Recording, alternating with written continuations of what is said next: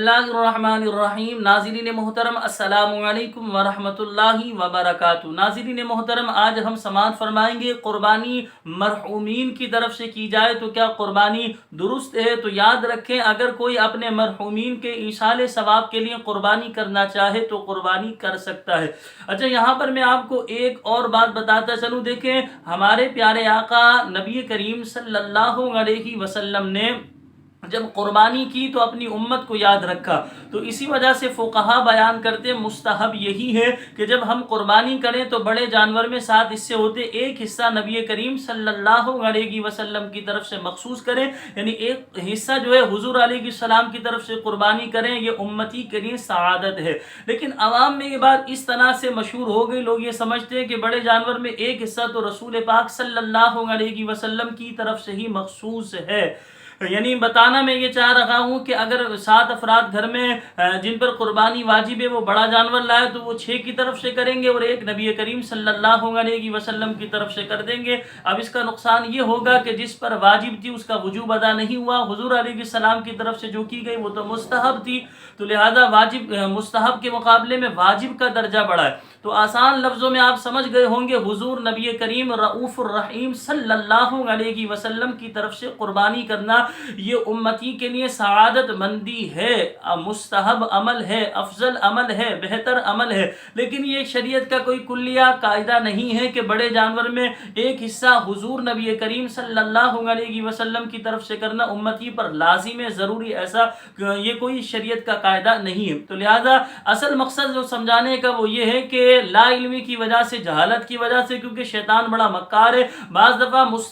مستحب کام شریعت میں، یعنی کہ بعض دفعہ شیطان بندے سے مستحب کام کروا لیتا ہے اور بندہ خوش ہوتا ہے کہ یار میں نے تو اچھا کام کیا، حالانکہ واجب کا ترک لازم آ رہا ہے، بندہ گناہگار ہو رہا ہے، شریعت اللہ اور اس کے رسول ناراض ہوں گے، شریعت کی خلاف ورزی کر رہا ہے، لیکن جہالت کی وجہ سے، لا علمی کی وجہ سے وہ خوش ہو رہا ہوتا ہے کہ میں نے تو بہت اچھا کام کیا۔ تو لہٰذا میں نے آپ کو بتایا کہ بڑے جانور میں 7 حصے ہوتے ہیں، ایک حصہ حضور علیہ السلام کی طرف سے کیا جائے تو یہ امتی کے لیے سعادت مندی ہے، مستحب عمل ہے، افضل عمل ہے۔ لیکن یہ شریعت کا کوئی کلیہ قاعدہ نہیں ہے کہ بھئی آپ ایک حصہ حضور علیہ السلام کی طرف سے کرنا آپ پر لازم و ضروری ہو، ایسا نہیں ہے۔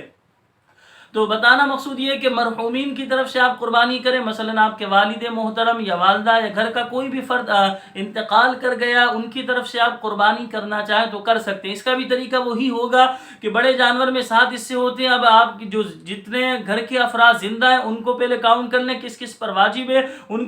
کو کاؤنٹ کر لینے کے بعد اب حصے بچ رہے ہیں تو مرحومین کی طرف سے بھی کر دیں تو ظاہر سی بات ہے انہیں اس کا ثواب پہنچ جائے گا۔ یعنی لوگ یہ پوچھتے ہیں کہ مرحومین کی طرف سے ہم قربانی کریں تو اس کا ثواب کیا وہاں تک پہنچے گا یا راستے میں رک جائے گا؟ تو راستے میں نہیں رکے گا، وہاں تک پہنچے گا، یعنی آپ کے مرحومین کو اس کا ثواب پہنچتا ہے۔ اور یہ بھی یاد رکھیں،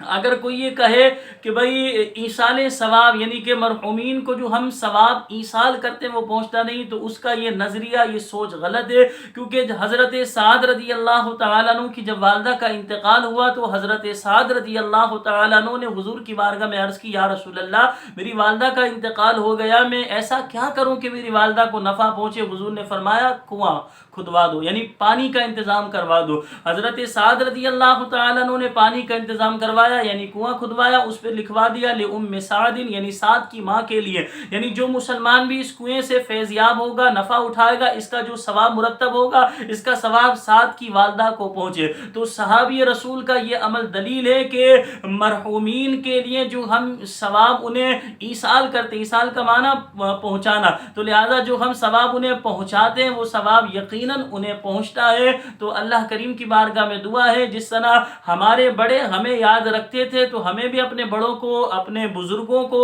اپنے خاندان کے افراد کو یاد رکھنا چاہیے۔ قربانی کے جانور میں حصے بچے یا آپ کی جو ہے مالی اعتبار سے وسعت زیادہ ہے تو زیادہ جانور لا کر اپنے مرحومین کی طرف سے بھی کریں، حضور علیہ السلام کی طرف سے بھی، ابراہیم علیہ السلام، اسماعیل علیہ السلام کی طرف سے بھی، اور اپنے گھر والوں کی طرف سے بھی کریں۔ اللہ پاک مجھے اور آپ سب کو عمل کی توفیق عطا فرمائے۔ دعاؤں میں یاد رکھیے گا۔ السلام علیکم ورحمۃ اللہ وبرکاتہ۔